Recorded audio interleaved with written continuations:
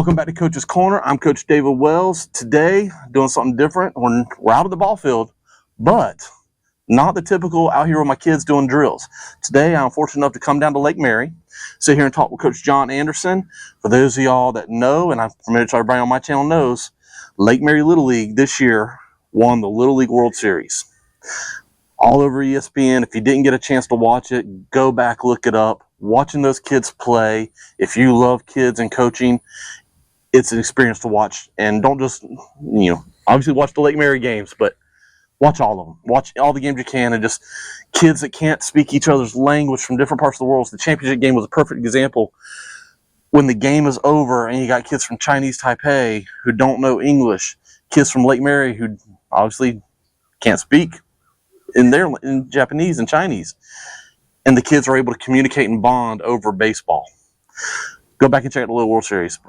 Like I said, here with Coach John Anderson today, we just want to sit down, have a little coaches talk, and just kind of go over some stuff that y'all don't see.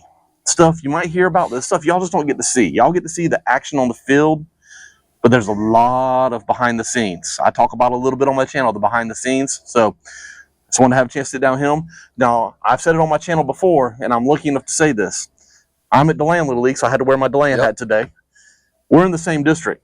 Yes. So him winning the championship with his group of kids means, I would say in DeLand, we must be one of the top teams in the whole world because they beat us out, right? And then they went on and won the whole thing. So that makes us better, just being associated with them.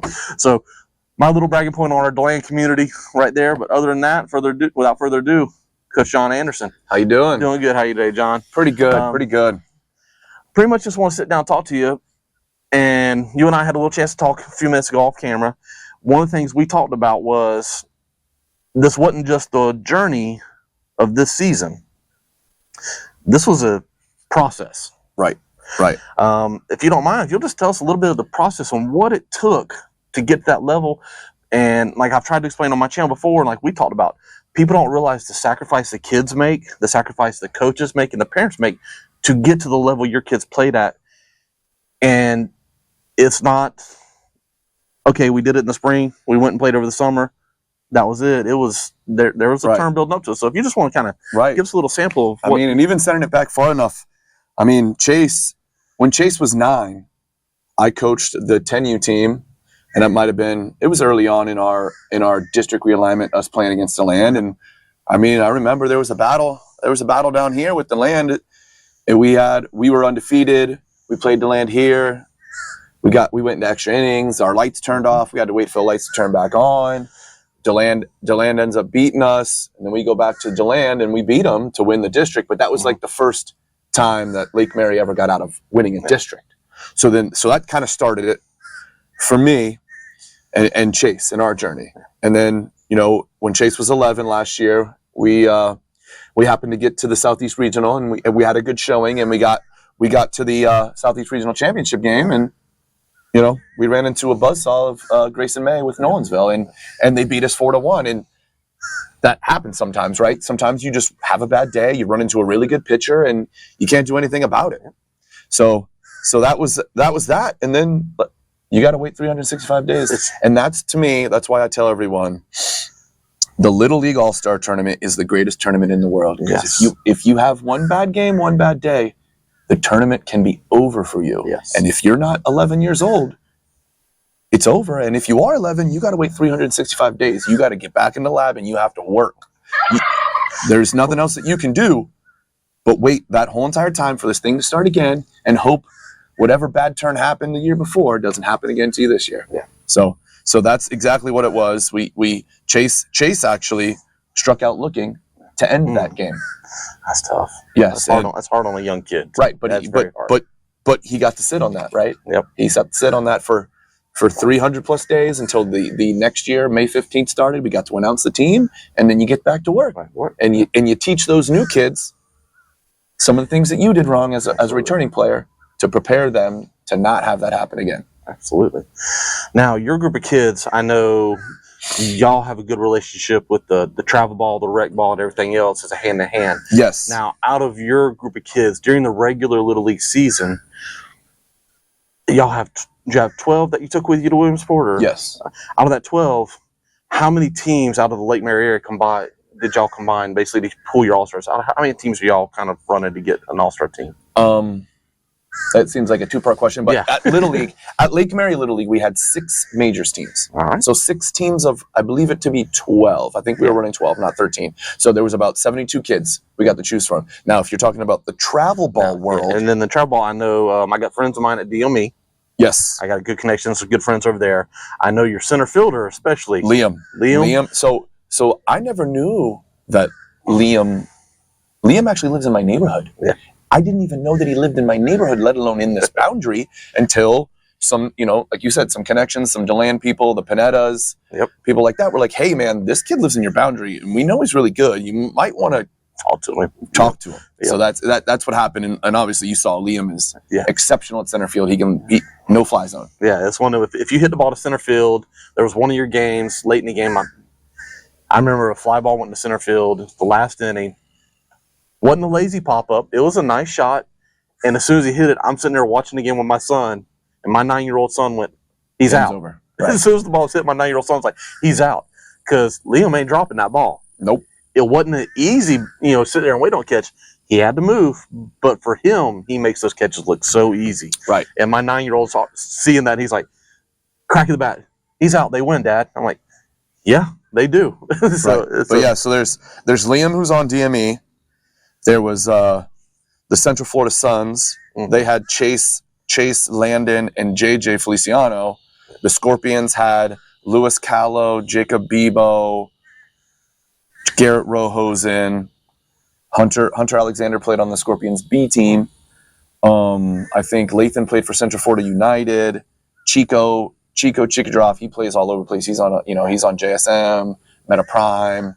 He plays any travel ball that calls him, and then DJ's a big TBT ballers, 11U kind of kid. Excellent. And the reason I kind of brought that into the equation here was want them to understand. People that watch my channel, they know there's rec ball, there's travel ball, and all that, and they understand that a lot of people travel ball is nonstop. Yes, It's nonstop. So it's not like the kids played in the spring and then they did some practices and came back around to next spring. They were working right. I that talked whole to time. There was someone that called me and was asking me questions about that. I was like, yeah. So my son played I think they were like 36-6 or 36-8-2 or something like that. So his travel ball schedule was 40 plus games. Wow. His Little League schedule ended up being like 20 games, and then you had the All-Star tournament, which ended up being 21. Wow. Yeah, that's a lot. It's a lot of ball games. That's one of the things I try and stress to people is like to get to that level, the amount of work these kids put into it. And then I talk to parents, and they're like, "Oh, the kids are playing so much." I'm like, "Well, do you understand what your responsibility is going to be on this level too? Because it didn't drop the kids off and all right, I'm going to sit in the truck for an hour." There's a dedication that comes from the parents, the coaches, and the players that I just want to make sure people understand that it's a dedication level. It didn't. Well, Lake Mary just showed up and won a tournament. It was building process from the ground up, and like I do on my channel, like we were talking about earlier. I gear a lot of my stuff to young kids T-ball age that are starting out because it starts. I got a 5-year-old playing. He's starting his 3rd season of T-ball, and it starts there. And he loves the game now. His first season was kind of like he's out there playing T-ball. His second season, I was like, I kind of like this. Yep. Now his first game's tomorrow, and he's like, "Are we practicing tonight, Dad? Dad, we practice tonight. We'll practice tonight, and we'll have a game tomorrow." Yep. And he's getting amped up. Season's starting back, and he's ready to roll. And it starts with that age. And your son, I'm assuming he started like age 4 or 5, or he actually 3? 6. 6. Okay. I mean, he played with me in the backyard. Backyard. Okay. But I'm saying here at Lake Mary Little League or organized baseball, he didn't start until he was 6. He was in kindergarten. Right. He was in kindergarten. He's a December baby, so he was like 5 to 6. All right. That's when he started. And that's what I did too when I was a kid. Now, obviously, my middle son and my younger son, they lived here, so they started at 4. Yeah. So my oldest son, he was 5 when he started. My youngest one, because he was around my older son, has that older brother syndrome. He's got to keep up with the older brother. So he started at age 4 because older brother's playing ball. Why can't I play ball? You're already there anyway, right? Yeah. You're already at whatever. I'm already at the ball field. You're already right there. So might as well just let him enjoy it too, instead of just running around getting stung by bees and getting a sunburn. Yep. Yeah. Let's say that's the one thing I love about the Little League system. I get to the field and my 9-year-old is out there helping coach t-ball. Yes. And he thinks he's the head coach some days. Yeah. I have to actually look at him and go, son, calm down. They're t-ball, and you're only 9. So he's come down, but he is out there, and the ball fields are our home, away from home, so to speak. And one of the other things I want to talk about was, as a coach going through that process, on ESPN and all the stuff, we get to see your ups and downs. Yes. And ups and downs. One thing I was excited to see, and unfortunately I'm a social media person, and obviously with YouTube and all that. Do you pay attention to social media at all? Because I know during the tournament, the stuff I saw from a coach and a parent, loved your reactions. Yeah. Love the reactions, the excitement. It carries over to the kids. It's Yes. pure emotion in the heat of the moment. And I see that. Yep. But I know there were some comments out there on Right. social media about Right. he's hamming it up for the camera, stuff like that, which anybody in our circle, if you've been here, done that, you know that wasn't true if you watch the actions. It was pure, Yep. emotional, in the moment reactions. And first off, I loved it. But I didn't. Did you even pay attention to that stuff, or did you just? No, I didn't. Honestly, Okay. I stayed off of the social media. I mean, I'm on. There's a Little League discussion board. I'm on it. I didn't pay attention to it during the series. There was a Good. lot of stuff going Excellent. on, but honestly, we came there for one mission, and that was to win. So all I did was everything that I could to get my team to win, and that's how I am. You're from DeLand. The Yep. DeLand people know me. They know Yeah. how I am. Right. I'm emotional. I'm passionate. I'm excited. Mhm. And to any of those people that don't know me and think I was hamming it up, those, to me, all 11 of those kids, because one is my son, the other ones, they're my son too. And Absolutely. if their mom's not there, their dad's not there, their grandma's out there, their aunt, their uncle, whoever, I'm their parent. And when they get a base knock, when they get a double, when they score a run, I'm going to be amped like their mom and dad, because that's how I am. It's That's true. what I do. mean, I got kids that I've coached. I got a boy on my team for a couple seasons. He's not on my team this year, just the way the draft happened. Yeah. He's on my team this year. I ran into him last night at the ball field. Every time I see the kid, I run into him at Walmart. Coach, and I come, he's giving me a hug, and his mom and dad and I are good friends, and we talk and stuff. His mom will randomly text me with questions, give me phone calls. Hey, my son was doing this while he was practicing in the yard. And she goes, so you get that investment with these kids and their family. Right. I mean, they really are their family, and you look out for them, and it's just part of the involvement with the Right. kids. And I say, so when I'm watching you coach out there, I'm seeing a lot of the same stuff that I'm doing on the fields. I'm seeing some stuff that the other guys I coach with are doing on fields. Like, we joke around. Like, my son was on the mound last year. We're in our tournament at DeLand Little League, and my son was pitching the last inning, and the other team made a comeback on us. He's 9 years old. His first year in kid pitch. Yeah. Actually, yeah, he hadn't even turned 9 yet. He was still 8. His first year in kid pitch. We're in a single elimination tournament, and my starting pitcher had gone deep.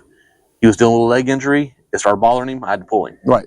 He wasn't landing on his front foot. He was just struggling. So I went ahead and pulled him.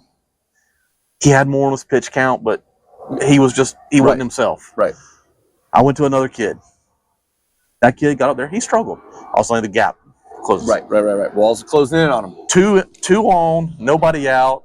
We're down by 3 in the last inning, and I put my son in the game to pitch. And I'm like, go close it for me. Unfortunately, we lost the game by 1. They had a walk-off hit.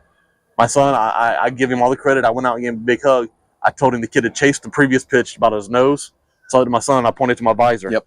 And the kid axe chopped it into the outfield. Great hit by the kid. I shook his hand after the game, gave that kid a hug. But my assistant coach and I are sitting there, and my son learning to pitch. We talk about the mechanics. Starts with your feet. Rock step, drive with a leg, twist the body forward motion. I'm literally on the sideline. I had a couple parents come up to me after the game. They're like, you pitched every pitch with him. And I'm like, yes, I did. Because I'm sitting there, and I'm like, rock step, back leg, load, twist the body, follow through. Every single pitch he threw, I'm over there rocking. Once the bases got loaded, because we had 2 outs and bases loaded, me and my assistant coach starts standing right beside me, and I see him start back leg, lunge. We're pitching every pitch with him, and our parents, even in the tense situation, once everything was over, they came to us like, we didn't get it on video. We were too involved in the game, but we all started laughing at y'all because y'all were. Yeah. It's a strike. Okay. It's right. And it was sitting there and it's like, we weren't even thinking about it. We had a kid draw a walk, sprints down to first. I love your aggressive base running. Yeah. I'm the same way. My assistant and I are the same way, super aggressive on base running. Pitcher and catcher are sitting there having a conversation. No one's covering second. My base coach just points. Doesn't say a word, just points. And it was his kid just hits it and runs. They throw it into center field. Yeah. We end up getting in the park home run. Off 2 bad throws because the other team panicked. And I got one of my coaches, he's the dugout. He was in the dugout at the moment. He was over there. I thought he was going to hit his head on the dugout. He's jumping up and down and hollering and swinging, and the whole dugout picked up. Right. And it was one of those games we were kind of in that little bit of a and then my assistant coach got so fired up over that. It sparks everybody. 10 kids in the dugout and the guy on deck are all, whoa, next thing you know, we go on a little rally. Mm-hmm. And it changed the game, just simple plays, because the coaches showing the emotion. And so when I'm watching that out there, I'm absolutely loving it, watching it on live and on TV. Yep. So that's one of the things I want to tell you. I loved it. You consoling the kids after the game. Been there, done that. Yep. You at the level you were doing it at. I know the heartbreak for the kids. Right. Whether it's local tournament, World Series tournament, they're 9, 10, 11, 12-year-old kids. It's tough. Right. That's the toughest part. It's tough. That's the toughest part. It's done. Right. Their journey is over. Done. If they are 12, which most teams, especially if you're at the Little League World Series, most teams are primarily comprised of 12-year-olds. The journey is over, essentially. Yeah. Like, you can do more Little League stuff, but it's not as televised as this is. Yeah. So their dream is done. Yep. Their little kid dream is now over. So it's a big deal, man. And I felt it. I feel for them because, again, last year we lost. And a lot of those 12-year-olds, I coached all those kids since they were like 6, and their journey's over. So I feel the pain. There was kids after our game against Nolensville just on their knees crying, man. Crying. Yeah. And I wanted to do it. It's like, I wanted to get you there, man. I wanted to get you to the promised land, but it wasn't our year. It wasn't our summer. It just is what it is sometimes. You just don't get the breaks. Absolutely. So your son how old is he? He's now 12. He's now 12. So he would move on to intermediate or juniors. Intermediate junior. All right. As far as your younger son, he's a league age 11-year-old. He's 11-year-old. All right. So you're still I'm in it with him. All right. So no offense, but I hope to see you in the tournament next year. Yeah. Our regional. My son's only going to be in the 10U All-Stars, but I know a bunch of the kids that I'll be helping out with the older as well. But I say, we got to get by you guys first, though. You got to get by us. So right. I would say it's one of them. It's like, I want to see you in the tournament, and I wish you luck on next season, but at the same time, kind of hope we beat y'all out. Right. So of course. It's that friendly competition. That's why I want to see if you were coming back. That way, when I come down to watch the game, I know who I'm going to see out here. I'll see. I'll be there. Yeah. I got an 8-year-old too, so I'll be there for 5 years or so. Right. So I'll see you. So our sons will see each other for the next few years. Right. That's great. That's great. Right. But yeah, and I know we talked some things. We talked about the travel ball thing, but yeah, I want the people to know that like travel ball isn't the answer. No, it's not the answer always, because there's different travel ball organizations. There's different leagues. Just because you're playing travel ball doesn't mean you're playing the best competitions. If you look up some of the team names that I said, like Central Florida Suns, they ended up like top 5 in the country. Yeah, the Scorpions are always considered a pretty good organization. Yeah. So just playing travel ball is not going to get you where you need to be, right? And those just get you game reps, right? Those just get you game situations. So certain situations you need to work on your own. You need to be hitting off a tee. You need to be fielding ground balls. You need to prep step maybe in a mirror. These things you have to do as a ball player to get yourself on these all-star teams and then succeed and go deep on runs. You can't just play travel ball. That's not going to do it. Just because you're on a travel ball team doesn't mean you're going to make an all-star team. To some of those parents that believe that's not what this is. Your kid has to work. And like you said, we worked a lot and we became a family because we were out here at 10 in the morning on weekdays. Travel ball kind of stopped, in early June for most of these kids. And we were out here at 10 a.m. and we were practicing. And we all live in Central Florida. We know how it is. Rain's bad. But if it didn't rain, we were back out here at 5 o'clock and we were grinding. And then if you saw them interview Sarah Bono, Kyle Bono's got a facility just 5 minutes down the road. And if And if his facility was open at 5 o'clock, we would hit the cages. Yeah. You know, so there was 2-a-days. There was a lot of work. There was miles being ran. That was one thing. You know, I know you were talking about drills, and my son said the biggest thing we probably did was running the mile, because we had those kids. That's endurance, that's strength, that's mental toughness, that's learning how not to quit, that's learning how to power through, how to finish something. So that there was a lot of stuff in that. Yeah. And then we did come out here and we did a boot camp. We had an ex-Army guy come out here, do some mental toughness drills, some boot camp stuff, some teamwork stuff. So these kids got to come together as a team and as a family, so that, you know. And, I know this year I started it for the first time. I actually posted a lot of it on our channel here. I started 4 evenings a week and up in the DeLand area. And see, right now we're working with the city of DeLand. Literally, the last couple weeks of the summer before school started back, the city of DeLand gave us permission to use the fields for my camps. We're like, thanks, as we're ending. Yeah. You know, but we had Chuck Lennon Park. My assistant coach and I, we were renting fields. Mm-hmm. Valentine, if it was open. Bennett, we rented fields. So we're renting fields these parks. So we did. I got my assistant coach on my t-ball team and 2 other guys, and we did 2 nights a week t-ball camps. And we charged $10. Basically covered our field rentals. All we're trying to cover is field rental costs. And I had 4 coaches, so we had to limit the number of kids. We put a sign-up sheet out, and the t-ball, I'm telling people you got to start on the t-ball if they're having the passion for it like this. 2 hours and our sign-up sheet would be full. Yeah. And I had to tell people, if you sign up for Monday, don't sign up for Wednesday, to give everybody else a chance. Right. And what do you put in, like groups of 6 or something? We would have 12 kids on the field. So you did groups. So you had 4 coaches. Groups. 4 coaches. We'd try and break into groups of 3. We do drills, and then bring them together in for live action. Right. And we did the same thing with our older kids. We did Tuesdays and Thursdays was baseball. Yeah. I had machine pitch. A lot of times we'd separate. We'd put machine pitch on one field. We'd get 2 fields. Put machine pitch over here. Put kid pitch over here. And you'd have my son as a 9-year-old out there with 12-year-olds. Because if you got a 12-year-old throwing him heat, he's going to learn how to hit with kids in his league that are 9 throwing it. He's going to laugh at their pitching. I hate to use that word, but he's going to laugh at them because he's used to seeing what your kids are throwing. And then when he gets to them kids, he's like, oh, okay. But it was that trying to get these kids that repetition. And we were splitting them up. And then we bring the machine pitch kids. Everybody would come together for drills. Yeah. And then when we do the live action, we'd split them. So the machine kids were used to seeing that machine versus the arm. But, I mean, it's one of them. I noticed there's about 4 kids. I can notice a huge difference just doing the summer. Yeah. There's 4 of them that just ate it up. And you can see a different, like my assistant coach told me the other day, he goes, this year's team to last year's team, there's a different vibe. I said, absolutely. It's an air of confidence because it was the first time some of those kids put in that much work. Right. And so they're coming back in going, all right, I can do this.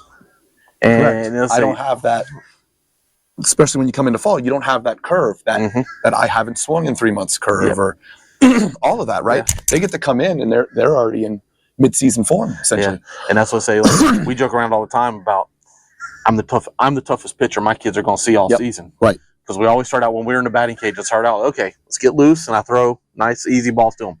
And then we turn it into a game. That's what we were talking earlier about, drills that you turn into games. So we line them up in a batting order outside the cage. And we go, okay, 3 strikes, you're out. Mm-hmm. If I throw you 4 balls, if you take it, count starts over. Get a hit or strike out. Yep. And the first round, I'm just nice and easy. Everybody gets hits. Second round, I crank it up. By the time we get to the 4th round, I'm throwing knuckles, curves, change-ups, and they got to start picking it out. And you got some of the challenge. Half the kids seem to hit better in that 4th round than they do in the first round. Because first round, they're kind of like, okay, yeah, you threw me a meatball. I got it. Well, they take the challenge on of, I'll throw them a knuckleball, and they'll buckle their knees, and I'll get strike 1 on them. And then, I got one of my kids, he looks at me and goes, throw that again. Come on. He's kind of like, he's watching now. Now I can't get a knuckleball past him. Yep. It's my 3rd season coaching him. I can't get a knuckleball past him because he's sitting there. He's like, I know you're going to throw it at some point. I'm going to sit on it. Yeah. And he starts waiting. I'm like, good. Now when you get into the game, that guy's going to throw you a 4-seam fastball. He has 2 pitches. Sit on the 4-seam and drive it. And so we've turned those games. Do you have anything like any kind of drills you like where you can do a game like that? Is there something that you really like or you? Yeah, like you said, I'm always the definitely I'll be the hardest throwing Yeah. pitcher that they'll ever see. That's how I like to work it. I like to get those kids prepared for velocity, Mhm. and especially during the season, my teams tend to always get everybody's best. Everybody wants to beat. Want to go after y'all. Right. Want to go after me. I don't know if my teams, they might win more than often than not, or maybe I'm the all-star coach. So they always just want to, they kind of, every game is circled and I get everyone's best. They adjust their pitching schedule where you get But the ace. Right. But the problem is when my team sees the ace all year long, come playoff time, they're the most prepared. Yep. That's the only thing that people don't fully understand sometimes. Yeah. And then our team, goes through the playoffs and kind of wins it because who are you going to throw now? You've already given me your number one all year long, every single one of you. I liked, especially with these 12-year-old boys, we would kind of isolate them and get them, roll them ground balls and, have them bring it up. Because, our third baseman was having trouble sometimes. He was flattening his glove out and not getting out, dominating. I'm hoping y'all caught what he just said. Not 90-degree flat glove. Right. You got to open it. We talk about all the time. Fingers open, getting it out. I preach that over and over and it's over a hard again. thing. And just like, don't sit there and wait on it with the glove down. Go get it. Get it. And so I'm glad you said that. No prompting. I swear to y'all, no prompting. That was all him. Right. I just called it, and I wanted to make sure y'all did too. Right. And then when you get into that, then you have a lot of kids with the bad habit of they start and then come back down. You got to try to break that, especially at 12-year-old level at a 60-foot field. You got to be quick, and you don't want to, balls can come at you hot, and when you go back up to clap and come back down, you can run into trouble. Also, there's kids that present like this or and then come down. You want to try to eliminate all that stuff. So that's why we liked those ground balls. The glove was presented, and the glove stayed presented the whole entire time. They never went back up and back down. We tried to eliminate those things. So that was a fun drill. We definitely used it up in Williamsport a lot, just to get them back mentally ready. I always like that. I like doing for the younger kids. We always kind of end with a throwing game. I used to do it with the young kids. I would bring out a net and I'd have them do a throwing game. If you make it in the net or if you hit a certain area, you stay alive. If you don't, you're out, and you keep running it. And eventually, the kids that aren't very good, they defeat themselves. But then once you start going, like you said, round 2, round 3, then it's like, now we're all in. All right, let's compete. Let's go. You start to make those kids that feel defeated, they turn into competitors. And that's what this whole thing's about, right? It's all about competing. It's all about wanting to win, or at least have some type of drive. We did one drill last season. My assistant coach, it was his drill. And we actually had to stop it because the kids got a little too competitive. And everybody got a pitcher's mound. He got a home plate with a bat. And him and I bought this bamboo wood bat cheap from Dick's just so we can hit ground balls and not use our kids USA bats or anything like that. So Well, it's one of them where the bat's got some weight to it, and it doesn't take a lot to put something on it. And so I'm at home plate. He's at home plate in the batter's box. The kids have to field the ball off the mound. Just like if they pitch, fall through, boom, field it. But then they got to make a good throw to me. And we tell them, I'm 6 foot with a good wingspan. Right. If they can't throw it to me, the teammate ain't going to catch it. No, right. And so if you miss the ball, if you bobble it and recover, you're still in. If you miss it, go pick it up, put it in the bucket, you're out. If you make a throw to where I can't stay flat-footed and reach it, you're out. Yep. And first round, same thing. He starts off just nice, and then every round the ground balls get harder and harder and harder to the point, and he was doing the thing, he's like, all right, I got a little bag of candy for the winter, and I got a Gatorade for the winter. He was bringing them treats, like incentivizing them to, all right, practice this drill, work hard, work hard, work hard. We had kids getting so mad they weren't winning. They were tearing up, and they were getting so frustrated. It's like, man, I can't believe I made such a bad throw. They were getting. We almost had to stop we had to stop doing the drill. We had to stop the drill one day. We're like, hey, it's a game. At the end of practice, but it developed this friendly competitiveness amongst the teams that my son didn't want to lose. Merrick is a year and a half older. Mm-hmm. He didn't want to lose to Merrick. Yep. I don't care if Merrick's older. I'm not losing to Merrick. Right. 100%. And I got the two brothers on the team. Well, this brother ain't going to lose to his other brother. Last year we had two twin boys. They didn't either one want to lose to the other one. Correct. And so one of them gets out and the other one's still in it, and he's just steaming mad. It's like, we're doing another one, right, Coach? Yeah. We're going another round, We're going to go another round. It's like, it's 8:45 at night. We don't matter. We got to go. Don't matter. We got to go. I got to win. It's time to go. But up there in Williamsport, we did a lot of hitting games, a lot of line drives keep you in. Sack flies keep you in the game, or we need you to bunt a ball. We did that a lot. Especially that final week, that Monday, Tuesday, when we were playing every day. Yeah. Then that might have helped us a lot. Taking that loss and then having to play every day, because it kept our schedule. It kept our schedule in a routine. It was 10 a.m.'s practice down on the field. Then, we eat breakfast. 10 a.m. practice on the field. You get back from practice, then you pretty much eat lunch, because half the kids didn't eat breakfast because they didn't want to wake up in time, which is fine. Then we ate lunch. Then you had a window of, 3 hours to where you could go take a nap or have your parents take you and you go sleep in their hotel because it's a little bit more quiet. And you come back, 4:30, we ate dinner. Then from dinner, we went to the batting cages. We hit in the batting cages. We got to the field at 5:50, and then it was go time. Yeah. So we worked a lot of that, a lot of bunting stuff, and it was all competitive, and the kids battled each other. So, if you the watch bunting stuff definitely paid off. If you watch the evolution of Hunter, there was bunts where you bunted it back to the pitcher, and then come in the last game, in the biggest moment, he dropped it down. The most perfect bunt you could ever see in your life. Dropped it down beautifully. How did y'all battle? Was fatigue ever a factor, or was the adrenaline keeping the kids and the excitement keeping them going? I didn't love the days off. Yeah. Right. Winning in the days off, because then you had to manage them, and it's like, do you give them the whole day off? And they want to go watch games, they want to hang out, they want to scroll on their phone or their iPad. That was hard. It was a gruel. It was a grind up there. You're stuck in this grove with all 20 teams, which is cool, but there's not much to do. You either get taken by your parents and you go off campus, or you stay on campus, you play video games, or they had a sports court, you could go do that, or you're just sitting in the room. So it kind of, that part got weird. So once we started playing every day, it helped. It definitely helped keep the kids in a routine. Good. Yeah. Because that was always my concern. Was like, one, you had to travel to Warner Robins for the Southeast. Yes. Then you get a little short time back home. Then you turn right back around and going out to Williamsport. And I'm sitting there thinking, I'm like, the travel and the back and forth, and then you got the highs and the lows. Right. And I think that's the game. And that's what I always was concerned about, was fatigue setting in at some point. But I think that's where running the miles, getting the mental toughness. Right. Because I think you see a lot of those teams, they lose one game, and then the coach is just like, well, it was a great experience. I'm glad we were here. Hey, kids, just enjoy the moment. Soak it all in. Yeah. Well, now you're not mentally ready to win. Exactly. Right? Yeah. So we had a purpose. We kept the purpose was to win. The kids stayed on that purpose. And that mental grind of not being home and stuff, it didn't affect them because they were there for a goal, and everyone had the common goal. Excellent. Now, I also saw your speech at the end of the last game. Yes. I'm sure you've been asked about that 100 times, but I'm gonna ask you again. See it. Let's do it. Tell us about that moment. Okay. I'm not going to try and paraphrase. I'm going to let you just tell us about the moment. So, I mean, I've thought about it in the last day or two. Like, I said speeches that game, almost every inning, but didn't get to that right. It was more like, the train's moving down the tracks, boys. The engine's running. We keep getting runners on base. It's going to break. We're going to break free at some point in time, boys. Let's just keep going. Let's just keep going.